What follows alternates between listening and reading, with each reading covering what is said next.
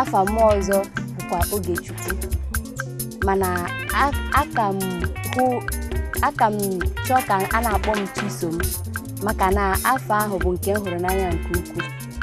Awụ m onye Ebonyi steeti, awụ m onye Ọhụkụ local government, Iziamgbo in Ebonyi steeti.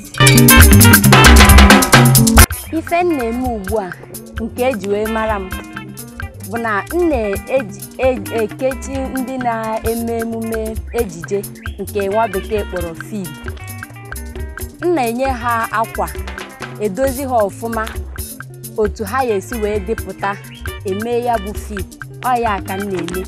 Ihe kpatara m ji wee na-eme ya bụ na abatara m ka m sorokwa na-eme film kama na ọtụtụ ihe dị iche iche a na-ahụgasị asị ndị ka na-ebido m wee lesi anya wee fụ na ụdịrị ihe ụfọdụ na-eme ebe a na m aya emenwu ya wee si oke na ọ ka mma na kama ebe kemgbe ụwa nne m mụrụ m ihe a ka eji mara m na be anyị ana ịjụkwanụ m kemgbe m pere mpe wee toruo ta mmasị gị nọọ fim a ka m chọrọ ị na-eme. Ọ bụ ihe ndị a mere masị kama m ya ahapụ ihe a bụ ihe mbụ n'obi kemgbe ụwa ihe m chọrọ ihe m fili nọ ya nwawo akara aka m kama m ya agbachara ya ọsọ maka ọtụtụ ihe ndị m na-afụcha na-eme masị oke na ọ ka mma na m tinyere onwe m n'ofu ebe bụkwa na ime ejije ahụ maka na ejije abụrụ naanị ndị a na-afụ na TV na o nwere ndị ọzọ unu esokwe na-akwalite na-emepụta ya nke nwa bekee kpọrọ crew. Esi m na ezinụlọ buru ibu.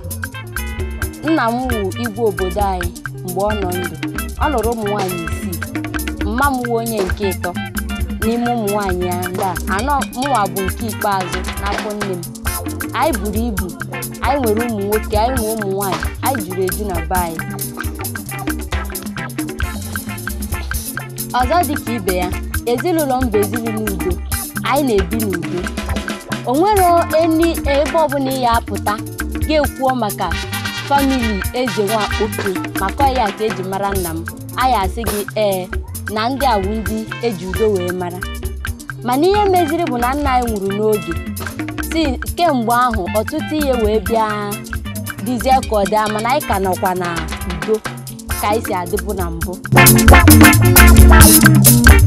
Ihe ndị ọzọ nwere ike ime dị ọtụtụ maka na ọ bụ eziokwu na agaghị mahadum kama ka ọtụtụ ihe si wee dị ya eme ma aganwụghị mahadum mana eji m ohere ahụ wee mụọ ọtụtụ ọrụ dị iche iche tinyekwana ma nke m na-arụ ugbu a. Amara m ka esi edozi ebe a na-eme mmemme ndị bekee na-akpọ decoration. Amakwa m eme ụmụ ihe ndị ọzọ dị iche iche dịka ime keeki, ụmụ ihe a na-ebeki ama m eme ya mana akpakwa bead like ụdịrị nke anyị n'onu ụdị ọbụla o si dị ịchọ ya ana m eme ya. Ihe ọ pụtara na onwebeghị aka ji m bụ na onwebeghị onye mụ na ya kpara nkata ọlụlụ ana onwebeghịkweni onye m fụtara n'ụdị ahụ ugbu a ya bụ ọbụgodị na ọgwa m na m na-ekwetenwu ugbu a. Ndụmọdụ m nwere ike inye ụmụ agbọghọbịa ibe m ma ụmụ okorobịa taa bụ ewekwela ọnọdụ ọbụla ị hụrụ onwe gị wee were ya mere ihe mgbado ụkwụ ihe eme na ihe aba uru maka na onye ọbụla nwere akara aka and onye ọbụla nwere ihe Chukwu ji kee ya n'ụwa. Ọ bụ eziokwu na ọtụtụ ihe na-eme taa.